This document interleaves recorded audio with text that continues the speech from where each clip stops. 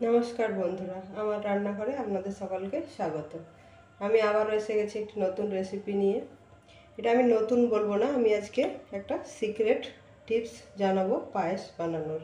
কিভাবে পায়েস বানালে বেশি টেস্টি হয়, একদম সেই বিয়ে বাড়ি অনুষ্ঠান বাড়ির মতো সেইভাবে আমি বানিয়ে দেখাবো। তো আমি আগে গ্যাস জ্বালিয়ে নিলাম। কিছু টিপস আছে, সেটা ফলো করলেই একদম পায়েসের স্বাদ দ্বিগুণ হবে। প্রথমে আমি কড়াই বসিয়ে নিয়েছি আর নিয়ে নিয়েছি এখানে গোবিন্দভোগ চাল। এটা ধুয়ে আমি জলটা ঝরিয়ে রেখেছি। আর নিয়ে নিয়েছি এখানে গরুর দুধ 1 লিটারের মতো। 1 লিটারের মানে এটা 100 থেকে একটু কম আছে চালটা, কারণ বেশি চাল দিলে টেস্ট ভালো হবে না, তাই 1 লিটার দুধে 100 চাল বা 100 থেকে কম দিতে হবে। এখানে একটা কথা বলে রাখি, একটা টিপস, এখানে আমি একটু ঘি নিয়ে নিচ্ছি, দেশি ঘি, ঘরের তৈরি দেশি ঘি, আপনারা কেনা ঘিও দিতে পারেন। এটাতে দিয়ে দিলাম। এরপরে এর মধ্যে দিয়ে দেবো আমি একটা তেজপাতা, তারপর দিয়ে দেবো ধুয়ে রাখা চালটা, ধুয়ে জল ঝরিয়ে এটা একটু ভেজে নিতে হবে। এটা ভেজে নিলে পায়েসের স্বাদটা একদম দ্বিগুণ হয়ে যাবে। পায়েস সকলেই বানাতে জানেন, এটা নতুন অত কিছু নয়, কিন্তু এই টিপসটা ফলো করলে স্বাদটা অনেক বেশি ভালো হয়। চালটা একটু হালকা করে ভেজে নেবো আমি এখানে, এতে ভীষণই টেস্ট ভালো হয়। অবশ্যই এবার আপনারা ট্রাই করবেন।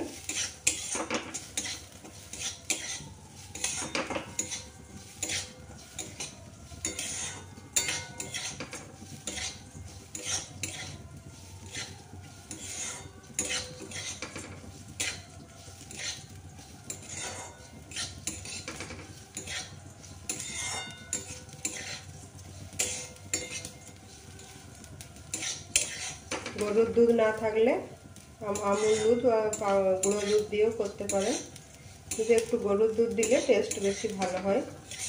এই চালটা যখন একটু যে অর্ধেক সাদা সাদা হয়ে আসবে তখন জানবেন হয়ে গেছে।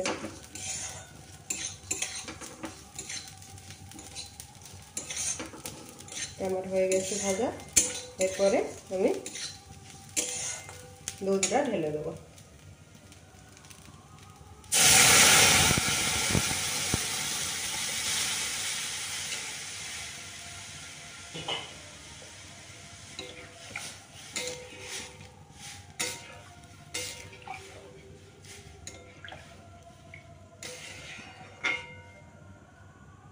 এবার এটা আস্তে আস্তে চালটা সেদ্ধ হোক, আঁচটা একদম কম করে দেব, আর এটা ফুটতে দিতে হবে। আগে একটু ফুটে যাক।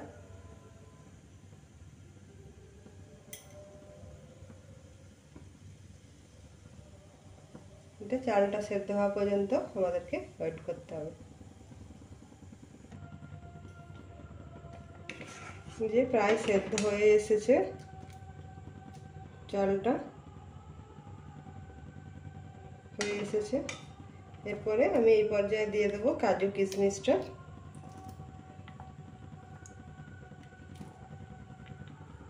জলে একটু ভিজিয়ে রেখেছিলাম, দিয়ে দিলাম।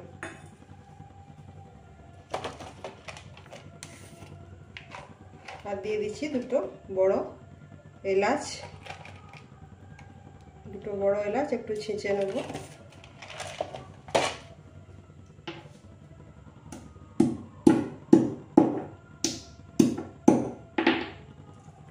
একটু খোসা শুদ্ধ থেতো করে দিয়ে দিলাম।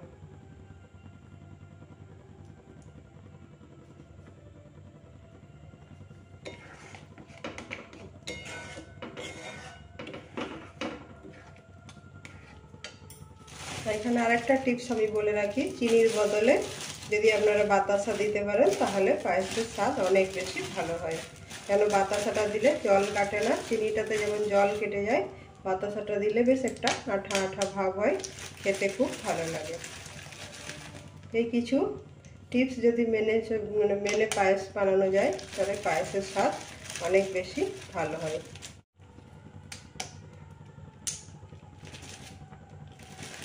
এটাতে চাইলে আপনারা আরও গুঁড়ো দুধও গুলে দিতে পারেন, কিন্তু যেহেতু আমার এটা মানে গরুর দুধটা খুব মোটা ছিল, দেখছেন কত সুন্দর, সেই জন্য আমার আর গুঁড়ো দুধ দেওয়া লাগবে না।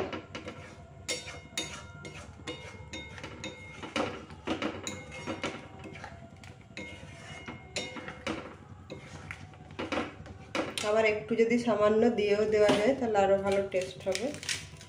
একটু আমি দিয়েই দিই, ওই ওর ওপরেই ছড়িয়ে দেব। আপনারা চাইলে গরম জলে গুলেও দিতে পারেন, আমি এর ওপরে একটু একটু ছড়িয়ে দিচ্ছি। না, এটা যখন মুখে একটু একটু দানা দানার মতো লাগবে, এটা আরও বেশি ভালো লাগে খেতে।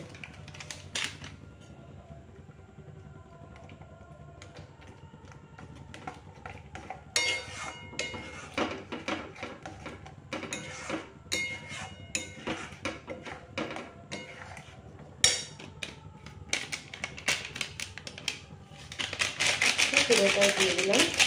এটা একটা ছোট্ট 10 টাকার প্যাকেট, ওটা আমি দিয়ে দিলাম, যে আমুলের ছোট প্যাকেট 10 টাকার।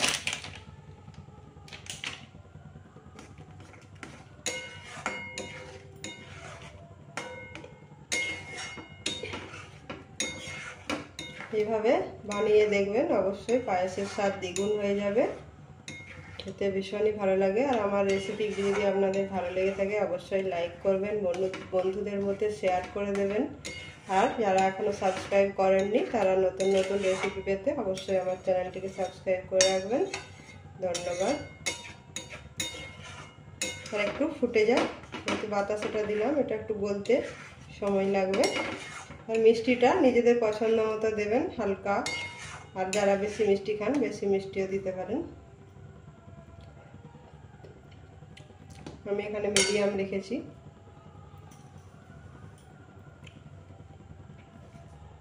হয়ে গেছে, আমি এবার এটা সার্ভ করে দেখাচ্ছি।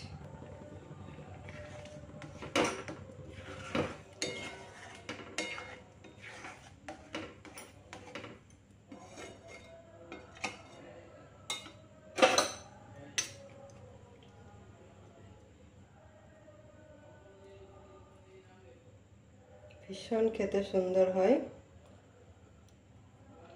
এভাবে সার্ভ করে দিন। তার উপর থেকে আমি একটু গার্নিশিংয়ের জন্য দিয়ে দিলাম।